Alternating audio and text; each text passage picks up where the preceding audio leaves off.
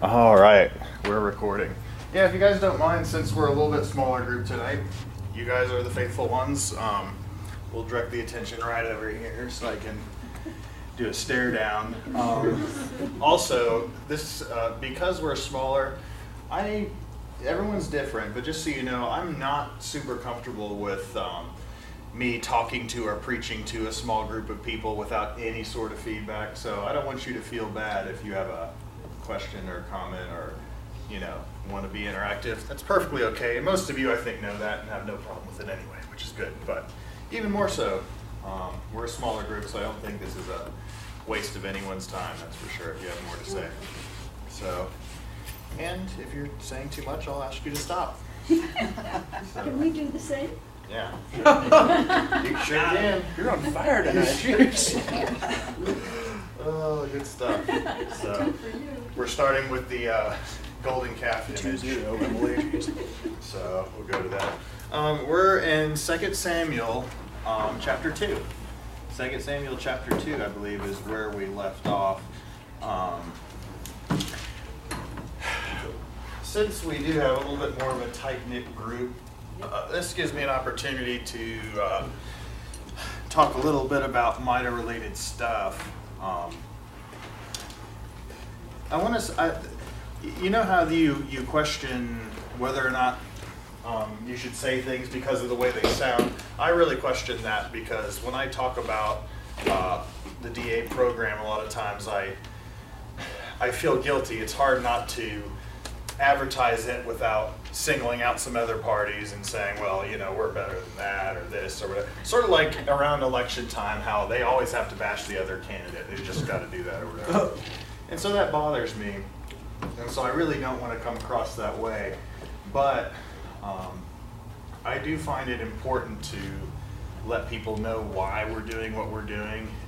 Because on the surface, and I think most of you know this, but maybe not, on the surface you'd wonder, why would we start a ministry training program right here when we have Bible colleges all over the world that will do the same thing, and they'll probably do it better because they've got way more manpower and they're certified and everything. So why try to do something like that here?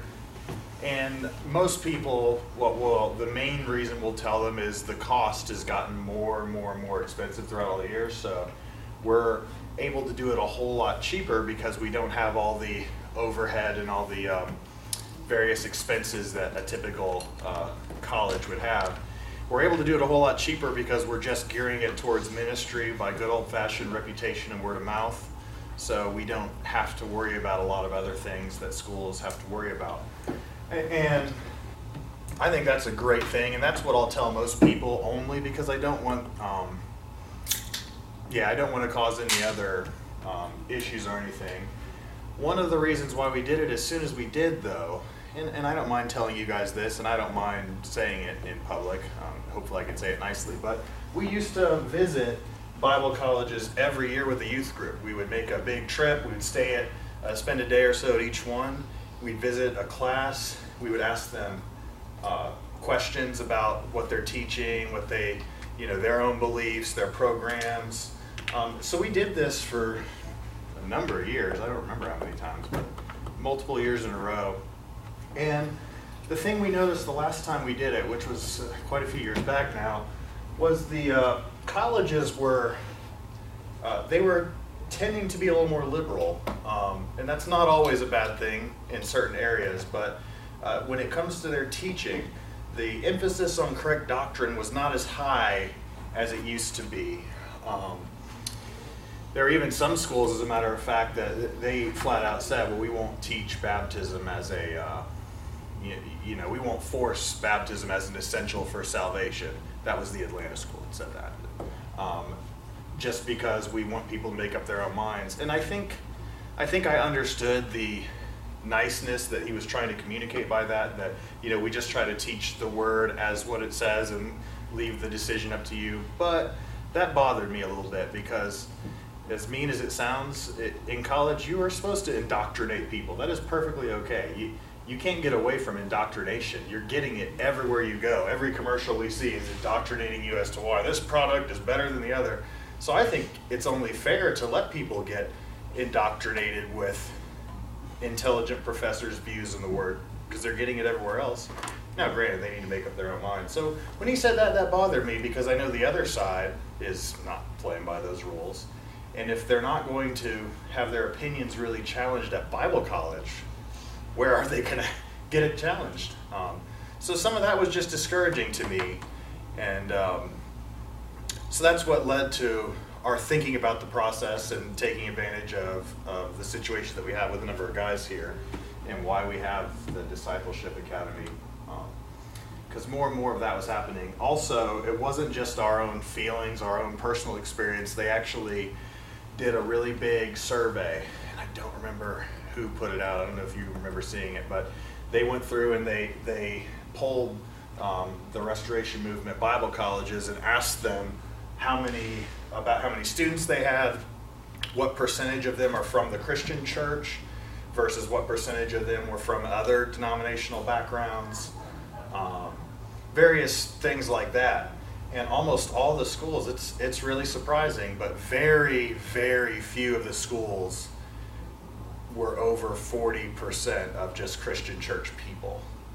The vast majority is people coming from other denominations, which isn't necessarily a bad thing if you're going to teach them the truth. But think about this. If you're getting majority of people from other groups, and you're going to be real soft about how you teach, and you're not going to try to focus on emphasizing things the Word emphasizes, what's going to happen? I mean, I think problems are going to happen. I think there's going to be a greater and greater disconnect that results.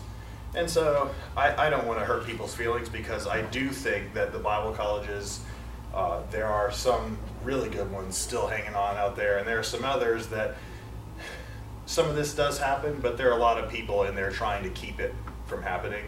And so I think we need to be supportive of that. We still have women's scholarship to Bible college right now. We're trying out this MiDA program for the guys. So, but I want you guys, since you're the faithful ones, I want you to understand why I think this is so important. We're hitting a season right now where we just sent our guy Gabe, he chose willingly to go do a ministry internship for missions, where he's going to be in Texas and end up in the region of the Jordan over there. But so as a result of that, we've got Parker here, and he's all alone. You know, we've hit that season where we've got another guy coming, and he'll be here next trimester. So September, end of August, beginning of September. So, and that's exciting. But people on the outside looking in could definitely question, you're running a whole program for one person? You know what I mean? And I want you guys to know, absolutely not. Even if there were 0 people here, we are running a program for hopefully all the ministers of the future, for hopefully everyone that maybe can't afford a Bible college education, or maybe isn't getting exactly what they need there, and they need a more hands-on, oftentimes more biblical approach.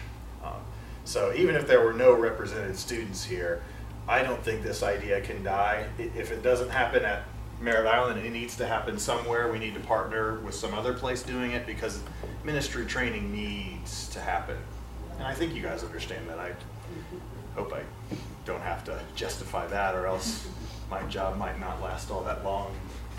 Anyway, so thank you guys for being supportive of that. And if people bring up stuff, I want you to be informed enough. I'm empowering you. Please share in a loving way, because we don't want to create an enemy of the only other people out there that are actually trying to train people for ministry. That is the last thing I want to accomplish. So we do want to have a partnership, even if we see we see it from different sides sometimes. We still want to have a partnership. But if people wonder why this is going on, that's kind of why. Are there any questions about the program? Because I didn't give you guys much of an opportunity to ask.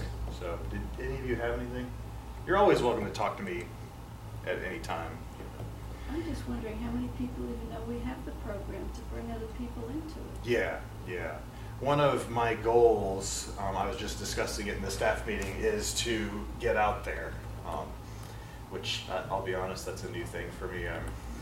It's just new, but The tentative plan right now is to take one Sunday a quarter where me and right now Parker won't be here. We'll be out at some other church. Maybe we'll get to fill in preach for them, or maybe it'll just be a show up and try to talk to people as they leave. I don't know, and it'll be that purpose, just trying to let people know that this is out there and encourage other churches too. We don't need to be, our own Bible college and that's it. If there's another church that wants to try the same kind of idea, ministry model, we're here to share. That's why this camera is running and trying to record stuff, because not only just so you guys and we can get caught up, but the real reason is so if there's another church out there that wants to implement this program, we'll have some material to give to them. Here's a bunch of videos. If this helps you, great. We want you to have it, so. But when I was a youngster, I used to go to this one church. I went to it for 9 years. And all during that time, we had young boys get up there and give the sermon. It wasn't, the minister was there, but that's how they were becoming into it. But no girl could do it. Yeah. But the young boy, it really... surprising to hear, actually. It was very surprising, even to myself. And I couldn't have been more than 10, 12 years old. Mm-hmm. That's neat to hear, though. That, I think that is a very good, and a lot of the Bible colleges in the early days, they did the same kind of things, and they still do. They get their students to preach occasionally and stuff. The name of the church was the Holy Rollers. I've never seen them roll on the ground as many years, and I went there 9 years. Oh, okay, good. I've never seen them roll. Oh, good. But I've seen them hallelujah and amen. Yeah. But it was very astonishing as to the number of boys they had to go up. Yeah. We had to go to this, services and then to Sunday school. Do we know for sure that everyone in our church even knows about it? Well, this is my first step in hoping that to happen. I don't know for sure that everyone in our church knows even the most obvious things around here, because communication apparently is not always my gift. We keep trying, but I want people to be aware of it. So. And we're out of those handouts they used to keep at the info desk. Oh, we're out of them now? Man, whose job is They're that? in a box someplace. If only I would keep what we have. So. Okay, well, thank you guys. I appreciate that. 2 Samuel chapter 2, verse 1, it says, "In the course of time, David inquired of the Lord, 'Shall I go up to one of the towns of Judah?' He asked.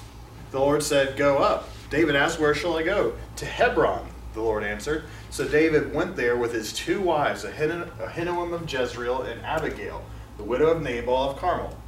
David also took the men who were with him, each with his family, and they settled in Hebron and its towns. The men of Judah came to Hebron, and there they anointed David king over the tribe of Judah. When David was told that it was the men from Jabesh Gilead who had buried Saul, he sent messengers to them to say to them, 'The Lord bless you for showing this kindness to Saul, your master, by burying him. May the Lord now show you kindness and faithfulness, and I too will show you the same favor because you have done this. Now then, be strong and brave, for Saul your master is dead, and the people of Judah have anointed me king over them." So God tells him what to do. And what's great right here is that David is asking for direction. You remember in the dark part of his life when he was hanging out with the Philistines in an uncomfortable situation, he was not asking God for direction, for help. That's the one thing that we can tell from the text that he wasn't doing. No mention of it. But here, after everything has taken place, you'd think, man, God's finally allowed things to work out to where it looks like I'm going to be able to be king. He's off to a good start. And, to Saul's credit, in a lot of ways, Saul was off to a good start too. He didn't necessarily do everything right, but he was a very humble guy in the beginning. But David is showing, he's a great lesson to us because of all the respect he shows for someone that really didn't seem to deserve it, at least Saul and his family. So God tells him, I want you to go to Hebron first. Hebron is pictured right here. Come on. Which one is? And Which one is that? there. The little boy? Now, I hope it doesn't, surprise you. It didn't exactly probably look like this in biblical times. This right here these are just some various places in Hebron. Here's an outside cave. This is, remember the cave of Machpelah? Does that ring a bell to anyone? The cave of Machpelah is where who was buried? Who purchased that cave? A long time ago, Abraham, where he buried his wife Sarah there in the cave of Machpelah. And so that is located in this region. And so this is some of the things. This is the modern day city. Blow it up a little bit. Okay, it's kind of pixelated. But, you know, my understanding, a lot of the Bible sites, when you go there, this is the kind of thing you're going to see. It's the same place, but they've built over it. It's a great place to live a lot of times. And so sometimes they really shrine up some of that stuff too. They really go overboard and they think, Jesus stepped here. Ooh, build some amazing thing around it. Charge a lot of money to, walk in, a Jesus sandal or something, It's like indulgences again. But the thing I love about this is here again, we're taking it for granted. We just read, oh, David, God told him go to Hebron. Okay, he went to Hebron. Well, hold on a second. Hebron is a city. The city is like a location that you can find on a map. That's a big risk you're taking to say there's a city, there's a place, a location that you can go. If you think there's a human trying to write this book and fake it, he's got to get his facts straight. And you don't just throw around the names of people, places, and things without worrying, oh, is somebody going to check me out and figure out if I said this right or not? So it's so fun to go to the Book of Mormon and look at the times that the Book of Mormon throws around some, and Mom, you've done it. They throw around the names of places, the names of things, the names of currency, all kinds of things that, like, where is this stuff? We have not found any of it. This was supposedly the common currency of the day, and yet it's not there, But it's neat with the Bible. Every time you come across something, you just look it up, and you see that it's there. So I hope we continue to do that. Someday I think it would be really beneficial to, and I want to do this, it's going to take me forever, but to do a real Bible fact check, Every time you go through the Bible, if you would just pull out checkable, is that a good word? Checkable details. And there's so many of them when you think about it. If it gives a person's name, maybe we can't find that name somewhere, but we can ascertain is the way the name is written. A lot of times that'll tell you, is this a Babylonian name? Is this a Hebrew, Jewish name? Is this a name ever used before? And that gives you a hint at some credibility or not, It's sort of like, I don't know, it's like saying, there's me and my dad, Mark, my mom, Lori, and my biological brother, Ahmed. Like, what's that, Seth? Ahmed? Really? Because that's not generally, you wouldn't generally expect that name to be given to, such a pasty white family. What I'm saying? It just seems a little strange. So, same way you can kind of check it out. Anyway, it's just a neat thing that we're able to do. Somebody else, read 8 through 11 for me. Meanwhile, Abner, son of Ner, the commander of Saul's army, had taken Ishbosheth, son of Saul, and brought him over to Mahanaim. He made him king over Gilead, Asher and Jezreel, and also over Ephraim, Benjamin, and all Israel. Till when? Till 11. Read through 11. Ishbosheth, son of Saul, was 40 years old when he became king over Israel, and he reigned for 2 years. The house of Judah, however, followed David. The length of time David was king in Hebron over the house of Judah was 7 years and 6 months. Okay, so we just got through hearing David was made king, but he was made king in a place called Hebron, which would only basically be the area of Judah. The other tribes are still fair game, and so Abner, for whatever reason, didn't think at this time. Abner is Saul's uncle, by the way. He was also the commander of his troops. He didn't think that David should have the throne, so he rallied together with the remaining tribes to go with this guy Ishbosheth, who's the last remaining son of Saul. So he's the last one that could really lay claim to the throne. And so that's what he was trying to do. And they actually made him king. Now it's interesting because a lot of times we talk about the united monarchy and then we talk about the divided monarchy.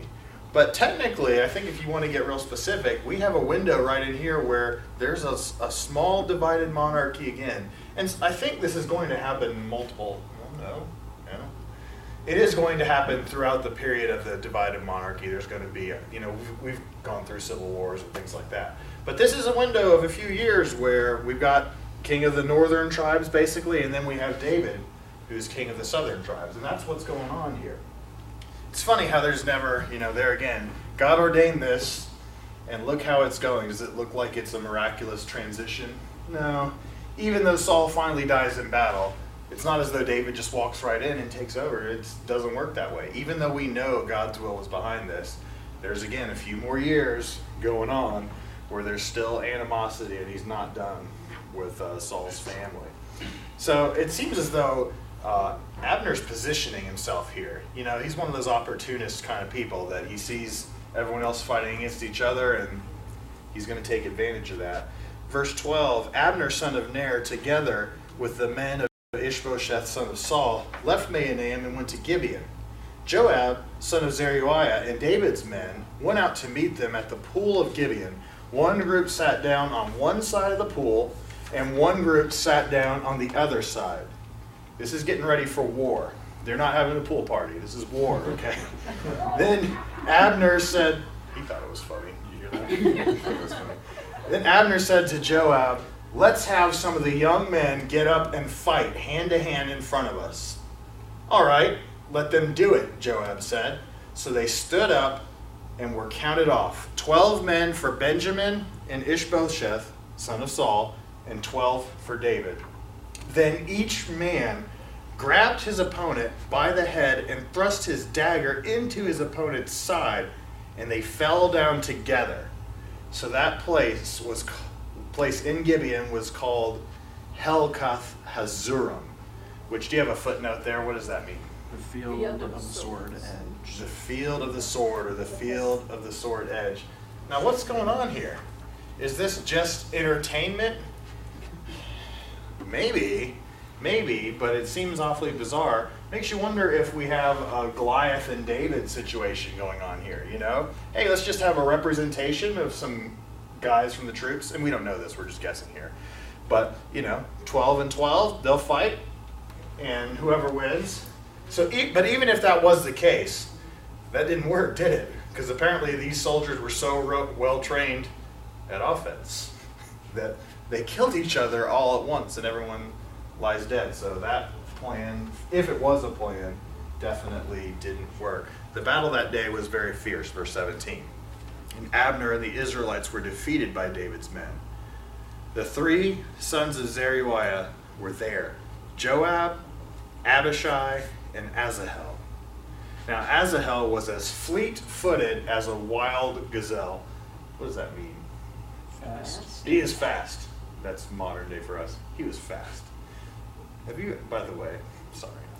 We had a kid in youth group one time. I was up on the top of a building at a Christ in Youth conference so many years ago, and I looked down. I think it was in Carbondale, Illinois, I'm not sure, but I looked down on the top, and there is a deer. This is kind of a busy campus too. It's like a fawn. A baby deer is down there in the middle of the courtyard. Like, that's something you don't see every day in a college campus. There's a deer, and this kid next to me was crazy. And so he said, I want to catch it. And he went down, I think it was the stairs, all the way to the bottom. And I'm watching him out this window. He is chasing after this deer. And he's not a slow kid. He's a fast kid. Didn't stand a chance. That deer, he was just slightly afraid. And it was just so funny watching this guy that I don't know that I've ever really seen him get worn out. He got worn out chasing this little baby deer. So that means something. Fleet-footed as a wild gazelle. He chased Abner, who is getting old, by the way, Saul's uncle. He's getting up there. He chased Abner, turning neither to the right nor to the left. He pursued him. Abner looked behind him and asked, is that you, Asahel? It is, he answered. Then Abner said to him, "Turn aside to the right or to the left. Take on one of the young men and strip him of his weapons." But Asahel would not stop chasing him. Again, Abner warned Asahel, "Stop chasing me. Why should I strike you down? How could I look your brother Joab in the face?" But Asahel refused to give up the pursuit. So Abner thrust the butt of his spear into Asahel's stomach, and the spear came out through his back. He fell there and died on the spot, and every man stopped when he came to the place where Asahel had fallen and died. Whew. That's a brutal way to go. What was going on in this guy's head? Don't really know. It was funny in the commentary I was looking at. He has an actual sermon that he writes just from this guy. It is the idea of chasing after what you want to get. It doesn't matter anyway. But doesn't really go into a lot of detail as to what he was doing. But his pride got the best of him, and he was determined, "I'm going to chase this guy down." Sometimes maybe you just get overly confident. But that confidence didn't work. It got him killed in a brutal way. So why is this included in the Bible? Maybe it's to teach us some little lesson, or it could just be for what's going to happen in the future. This is going to be a good reason for Joab to despise Abner. Joab and Abishai, because they're both brothers, and Abner, Saul's uncle, just killed their other brother, their fast brother. So. Wouldn't you think the butt of the spear would be kind of blunt? That's what I was thinking too. Yeah. He must have been running really fast, is what I'm thinking, because he couldn't stop himself, and for it to go all the way through like that, yeah, I think it would have been pretty blunt. Yeah, definitely. Bible gives us the details, that's for sure. So, all right, I just lost my place, sorry. So, I guess you could make a small lesson about youthful enthusiasm. You could say, it can be helpful, but wisdom. There's a lot of good stories of how this works, but one of my favorites, which doesn't surprise me at all, comes from Lacey's dad. He told me that there was a contest between 2 old mechanics and 2 young mechanics about fixing a vehicle. They're gonna see who could fix that vehicle faster. Each of them had their own or whatever. And I don't know the details. Evidently it was fair, though. They had the same task that they both had to complete. And the young mechanics, zip, zip, zip, zip, I mean, they're flying. They got all their tools. They're running by. They're ratchet real fast. They're stronger. The old guys, all right, buddy, give me that there wrench. Yeah, I think we need a number 10. What do you think? 11? Okay. And they're just, taking their time, whatever. At the end of the day, who won? The old guys won. The old guys got it done faster. How did the old guys get it done faster? They didn't lose their tools. The old guys knew exactly where each tool went, and they always put it back right where it goes. What happened to those young guys? They're just like me. Where did I put that thing? They're running around looking for the right size wrench that they didn't put back because they were in a hurry, and they ended up taking more time. I mean, come on, isn't that wisdom? Wisdom? At the end of the day, they accomplished what they wanted to accomplish, and they're not even as stressed out. So that there's just a little bit of wisdom, which means a lot, saves you a lot of headache. Somebody read 24 all the way to verse 32. Finish up the chapter would be great. When Joab and Abishai found out what had happened, they set out after Abner. The sun was just going down as they arrived at the hill of Ammah near Giah, along the road to the wilderness of Gibeon. Abner's troops from the tribe of Benjamin regrouped there at the top of the hill to take a stand. Abner shouted down to Joab, "Must we always be killing each other? Don't you realize that bitterness is the only result? When will you call off your men from chasing their Israelite brothers?" Then Joab said, "God only knows what would have happened if you hadn't spoken, for we would have chased you all night if necessary." So Joab blew the ram's horn, and his men stopped chasing the troops of Israel. All that night, Abner and his men retreated through the Jordan Valley. They crossed the Jordan River, traveling all through the morning, and they didn't stop until they arrived at Mahanaim. Meanwhile, Joab and his men also returned home. When Joab counted his casualties, he discovered that only 19 men were missing, in addition to Asahel. But 360 of Abner's men had been killed, all from the tribe of Benjamin. Joab and his brother and his men took Asahel's body to Bethlehem and buried him there in his father's tomb. And then they traveled all night and reached Hebron at daybreak. Okay, so David promised to be king. A little bit of a hold up when Saul's trying to kill him, but then Saul dies, and then he's established king at Hebron, and then he finally gets to fight that battle with the remaining relative of Saul, and he whoops up on him and becomes king of the whole tribe. No. Just when you think, it's done, we're going to settle this tonight for all, once and for all, something comes up and slows you down. Well, yeah, there again. Evidently, even though Abner was losing, he's not a dummy, and he knows how to fight. And they find a way to rally their remaining troops and to fortify them in an area where evidently Joab was aware that if we win, it's going to cost us a lot of lives to do it.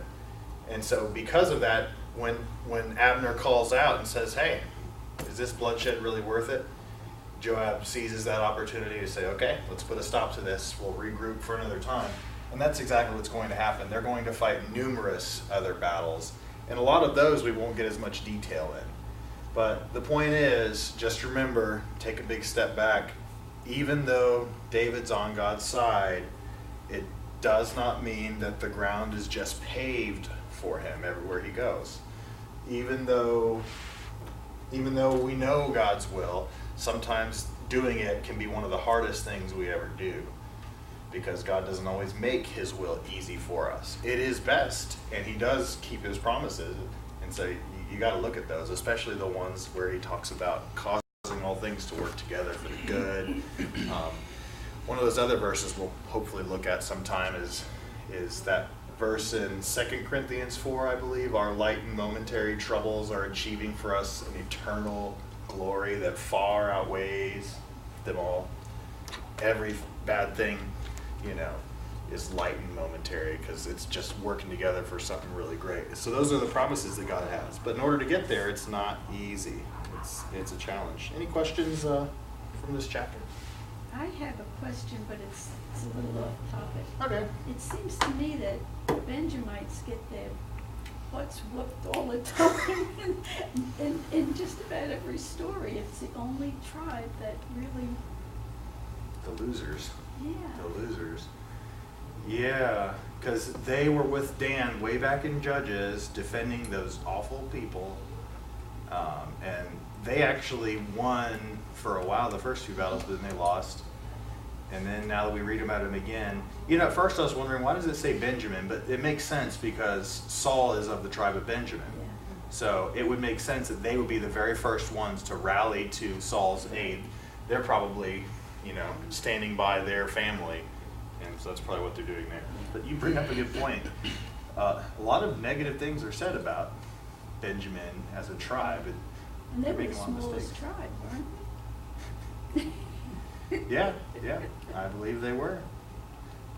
I believe they were. Do we have any idea how many sons Saul has left? Because I remember reading when he died that it said his sons died with him, and it Yeah. includes Jonathan, but Yeah, Jonathan, and didn't it say his 3 sons died? yeah, Was it his something 3? like that. So evidently this one, I think this is the last remaining son, and later on we're going to see David's looking, is there anyone left for me to show favor to?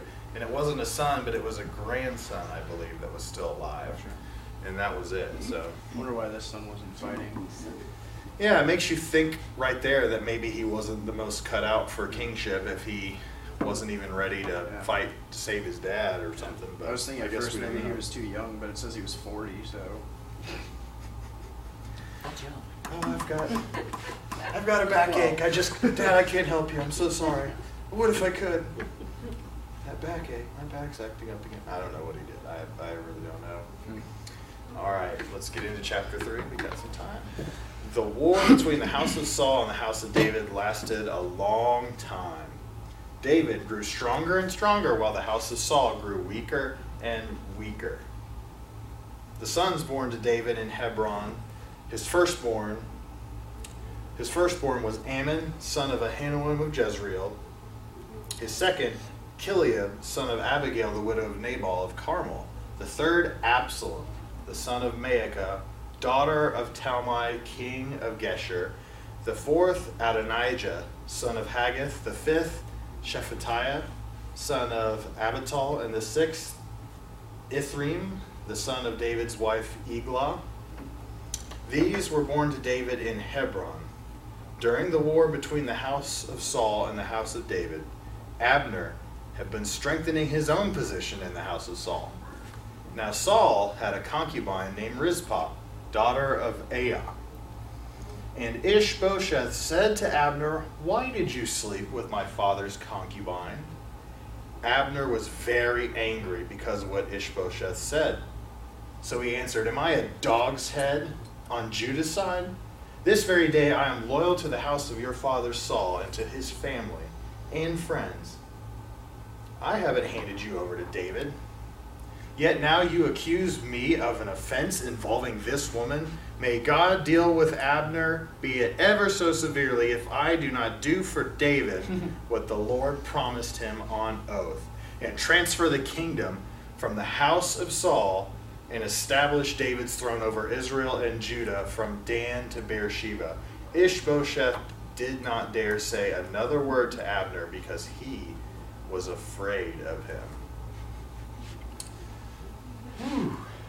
My translation said that he raped her. Raped, huh? Well, did he though? Obviously the text doesn't tell us whether or not this is factually true, but it does tell us what about Abner? What's he doing? Stupid vows.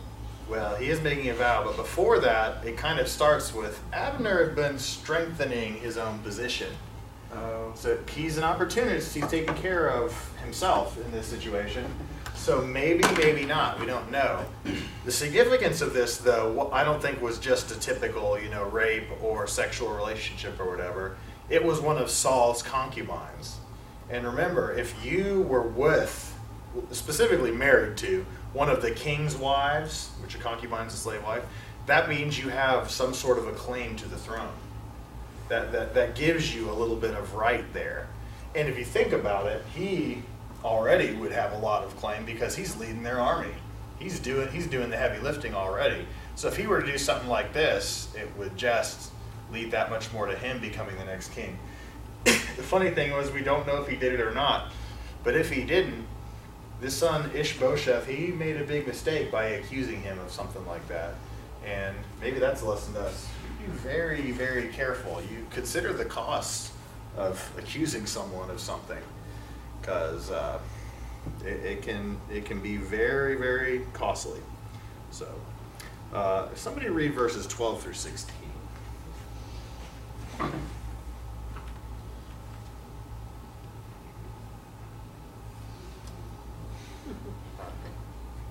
Well, then Abner sent messengers to David, saying, "Doesn't the entire land belong to you? Make a solemn pact with me, and I will help turn over all of Israel to you."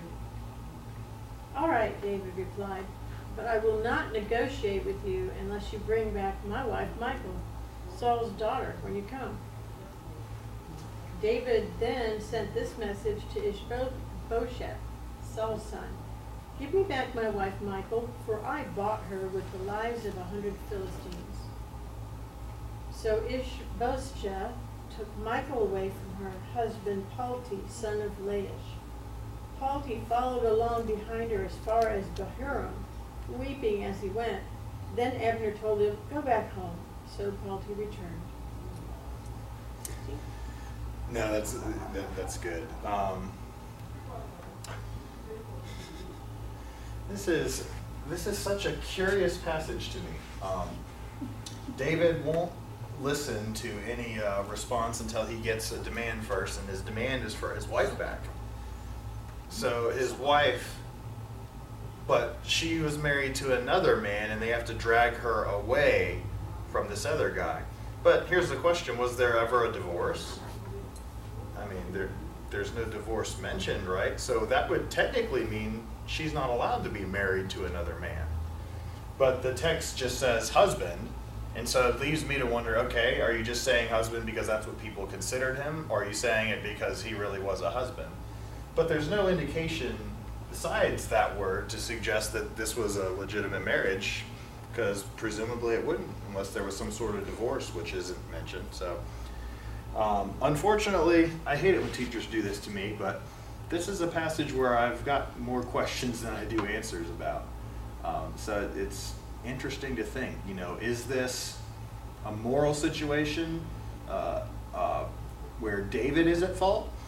Or is it something that he maybe isn't as bad as we think? Because there are multiple ways you can look at it. You can look at David and saying, well, Michal'S daughter of Saul, not only do I own her, but she's going to help me be king. Daughter of Saul, I'm married to her, that's only going to strengthen my authority as king. And it could be selfish motives, but if it's his wife, you'd like to think, well, you know, when Hosea goes to get his wife, we don't think bad things about Hosea, do we? He goes to get her, and granted, I assume she's not married to someone else, but she's with other people, and he goes to get her back. So, which situation is it? Is it a negative one? Is he doing it for selfish reasons, or is it a positive? And I just can't see enough to go on to make a firm decision one way or the other. So I hate to do that. Does anyone have their mind made up here? I'm just curious if you've seen something more definitive than I have. Did he have enough wives? No. Apparently not. Just can't get enough. Saul, And he taught his son well, right? No, I'm just kidding. I'm just joking. Sorry. Saul took her away from David to punish David, and gave her to this other man. Never said she was divorced or anything else. Yeah. He just, because he could. Yeah. And we know Saul would do anything to hurt David. Right. So that kind of, And David's probably just been biding his time, yeah. whether he wanted her back or not, just to get her. You make a good point.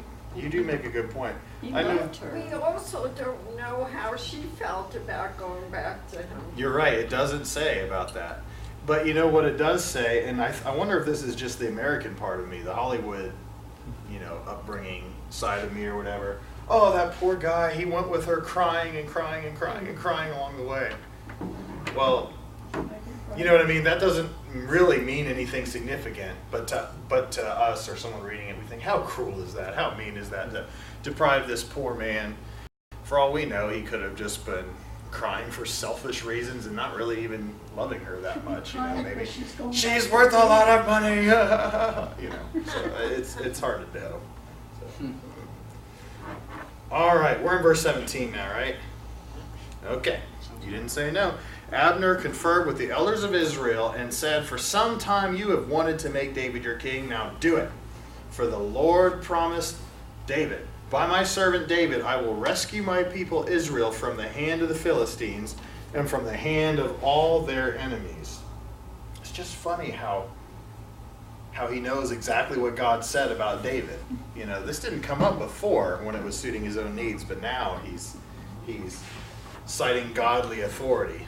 It's frustrating sometimes how good all of us are at pulling in God when it's convenient, you know? When God agrees with what I said, then we obey. Otherwise, I'm not sure God really meant, you know, that, or there's probably multiple ways to look at that, right? It's just funny the tendency we have. Abner also spoke to the Benjamites in person. Then he went to Hebron to tell David everything that Israel and the whole tribe of Benjamin wanted to do. When Abner, who had 20 men with him, came to David at Hebron, David prepared a feast for him and his men. Then Abner said to David, let me go at once and assemble all Israel for my lord the king, so that they may make a covenant with you, and that you may rule over all that your heart desires. So David sent Abner away, and he went in peace. Just then, David's men and Joab returned from a raid and brought with them a great deal of plunder. But Abner was no longer with David in Hebron, because David had sent him away, and he had gone in peace. When Joab and all the soldiers with him arrived, He was told that Abner, son of Ner, had come to visit the king, and that the king had sent him away, and that he had gone in peace. So Joab went to the king and said, "What have you done? Look, Abner came to you. Why did you let him go? Now he's gone. You know Abner, son of Ner. He came to deceive you and to observe your movements and find out everything you were doing." Joab then left David and sent messengers after Abner. And they brought him back from the cistern at Sirah. But David did not know it. Now when Abner returned to Hebron, Joab took him aside in the inner chamber as if to speak with him privately, and there, to avenge the blood of his brother Asahel, Joab stabbed him in the stomach, and he died.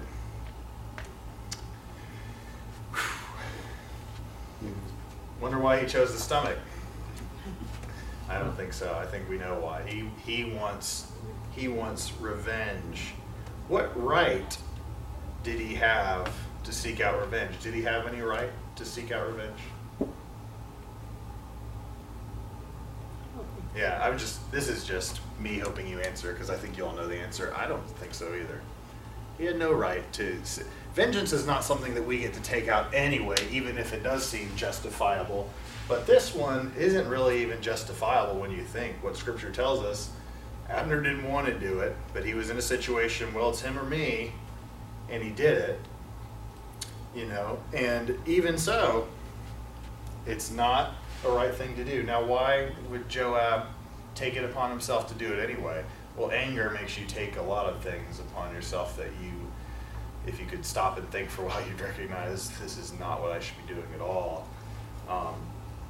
But sometimes it's what we were saying a minute ago, that the rationalization that comes with this, sometimes you can people find a way to bring God in when it suits them and get a license to avenge or to do something. You know what I mean? Maybe he imagined himself as the avenger of blood in this instance. You know, well, maybe it was an accident and he killed him, but he shouldn't. So I'm the avenger of blood in the family, and I'm going to go over and take. Maybe he used that rationality in his head. Still wrong. Still something that should not have been done. But it's a way we kind of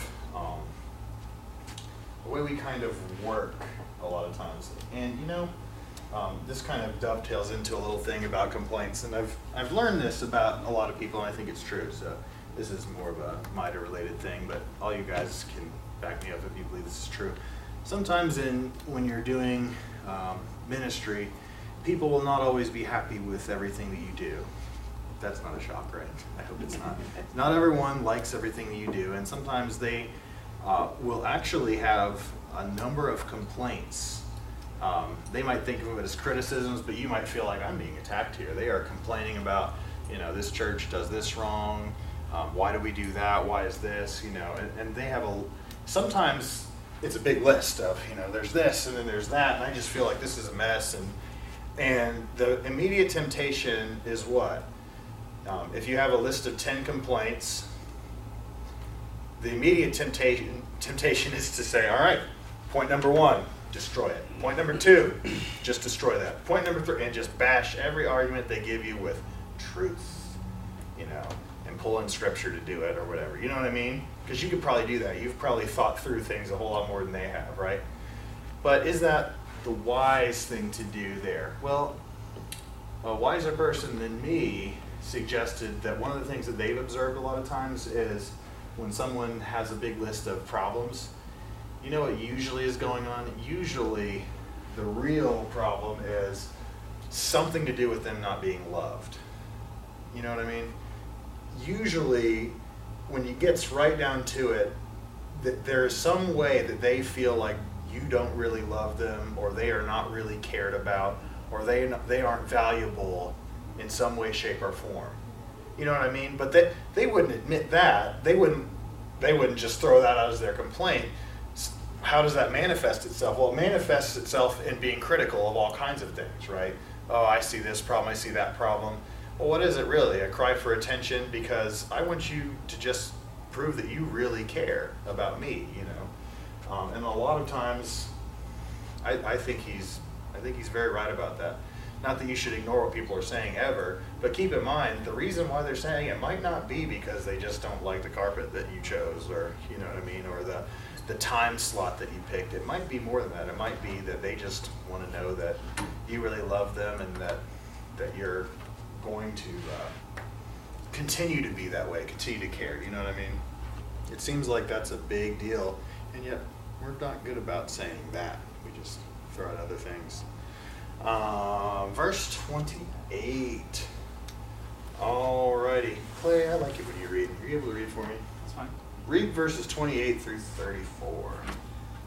Later, when David heard about this, he said, I and my kingdom are forever innocent before the Lord concerning the blood of Abner, son of Ner. May his blood fall on the head of Joab and on his whole family. May Joab's family never be without someone who has a running sore or leprosy, or who leans on a crutch, or who falls by the sword, or who lacks food. Joab and his brother Abishai murdered Abner because he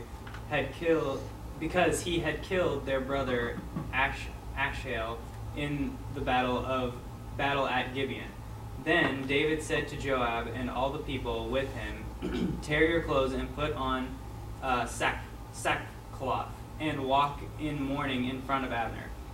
King David himself walked behind the bier. They buried Abner in Hebron, and the king wept aloud at Abner's tomb. All the people wept also. The king sang this lament for Abner. Should Abner have died as the lawless die? Your hands were not bound, your feet were not fettered.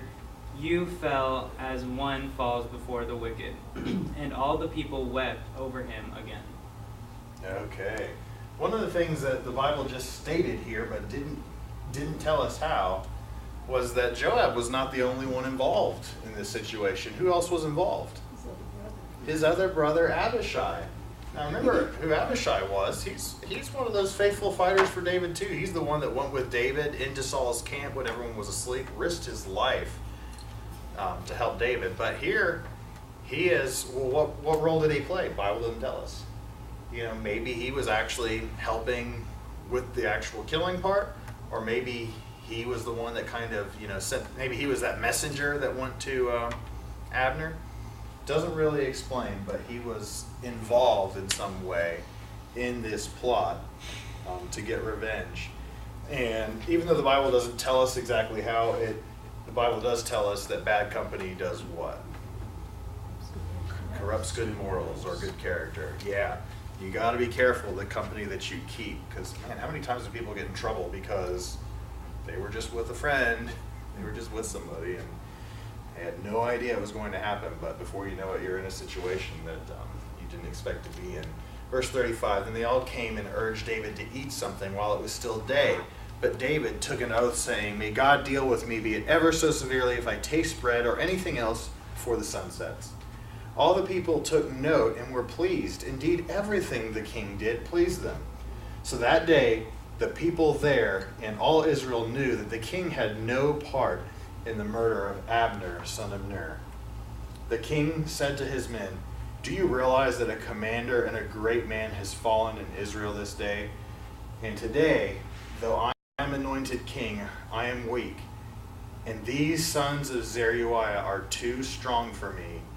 May the Lord repay the evildoer according to his evil deeds. Sons of Zeruiah, that would be Joab and Abishai. This is a very interesting thing for David to say. We've got really good wisdom, though. David is making it clear to everyone that he was not a part of this. Made that very clear. But he's convinced that he is too weak to be able to really do the discipline that Joab needs. Joab and Abishai should be killed. But he says, I'm too weak. And so he says, God, I'm counting on you to make this happen. That's interesting. It really is interesting to me. Could you argue that David was maybe a little weak in his faith and that he should have been bolder? Somebody could argue that. Or could you argue that he was just being shrewd and being wise, and that he trusted that God would take care of the situation and God was pleased with the way he handled it? I think you could go either way, but it's not surprising that, you know, David was there, we weren't. But your military leader, he's the guy commanding all your troops. He is a big deal. You don't just, you know, pass him aside like he's nothing. You know what I mean? A family like that, people who are rallying all your men, he's like a king in and of himself. And that's not a wise move, unfortunately, to just, you know, brush him aside like it's nothing. And David's convinced that maybe he doesn't have enough true allegiance of the men. He might cause a revolt. And if you think about it, that could cause the loss of other lives because of what's at play here, you know. So it is a bit of a challenge, but maybe it's a leadership thing. Could it be because those brothers were with him through so much, and they were good friends of his? Mhm. And it's kind of hard to turn around and cut your friend's throat. Yeah, yeah, so when he says too weak, maybe he's saying personally too weak to exercise the discipline. Yeah, that would make sense too. Or maybe it's also, I mean, they knew about him getting, can't think of his name, Bathsheba's husband killed, Uriah killed. Like, he knew about it. Like, he's the one who David gave the command to Abner. Not Abner, to Joab or whatever. So Yeah. he knew about it. So if he kills them for murder. That's true. Although Technically, I think he's- that came later, though. I think. No, we already read it. I guess it does. Technically. Yeah, that was Sunday throws us off because Yeah, that's what I was he thinking. decided to jump way ahead when he was behind us. But That's right. yeah, you're right. But Now and what's funny is that there are a number of things that David does later on that Joab is, who's the bad guy, he's like, this is disgusting, this is detestable to me. He's being righteous, you know, it's just funny because I was thinking about the counting of the men, which comes up later too. Yeah. But it seems like David's not very strong anyways in disciplining, because later on, like with his own son Absalom and like things like that, it seems like he never really steps up and does the justice there, and ends up turning around and biting him later. Yeah, it does seem that way. And obviously God punishes him through his children, but still, you wonder what part did he play in the leading up to that process. One of the things I thought about this situation was if it was concern for his throne, as far as not having enough power yet, I guess, to exercise that great discipline, there could be a lesson in that in and of itself. A lot of times, one of the things that causes churches to split is when people in leadership positions exercise authority without any earned respect. You know what I mean? You understand how that works. Even though somebody elects you to be, you know, you're in charge of this, if you become a dictator and you act like you don't care about people, they're not going to want to listen to you, and they're going to go other places. They're going to do other things. So any person who takes on a new ministry, one of the things that you're always going to want to do is just to, okay, let's keep doing what's been being done here. I want to know what you guys have been doing. You've lived here. You've lived here a long time. I've lived here a not very long time. And so out of respect, I want to figure out where you have already landed. And that communicates to people that not only that you care about them, which is a big deal, but also that you want their respect. You really eagerly want their respect, so that when it's time to make a change, they'll stop and think, well, he went with the way we did things for a while, and he gave us time. He took a risk for us, so maybe I'll take a risk for this person too, because there are a number of things that you might ask people to do that they may never fully understand. Because if you think about it, like the people in youth group in high school, they have a brand of humor that I don't get. I don't understand their humor. It doesn't make sense to me. It's not funny. It's just really dumb, and that's about it. But I mean, I kind of laugh at it, but I'm usually laughing because I'm like, that is so stupid. It's not funny at all. And so it makes me laugh, you know what I mean? But I'm not really laughing at their humor.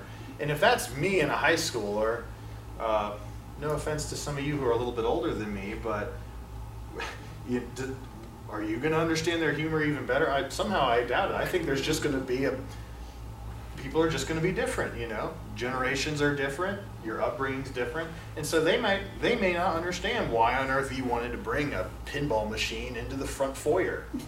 Why would you want to do that? Well, I don't know. Pinball might lead someone to Christ. You might know that, and I might not understand it at all, but you know what I'm saying? But I'm willing to trust you if I know that you really respect me. And at the end of the day, you know, God tells us to live at peace with all men and stuff. So I'm not voting for a pinball machine. Hey, let's pray. It's overtime. Let's pray. God, thank you for our mission, and I pray that you'd help us to be faithful even when the road doesn't seem to be nice and evenly paved. It seems bumpy at times. But God, help us to keep traveling anyway, because we know where we're going, and we know who to follow. So help us to do that well and to encourage each other to do it well. It's in Jesus' name I pray. Well, Sis, now you've got me thinking. Are my grandkids laughing with me or at me? I like to sing Ben. I thought they literally was one. I think it was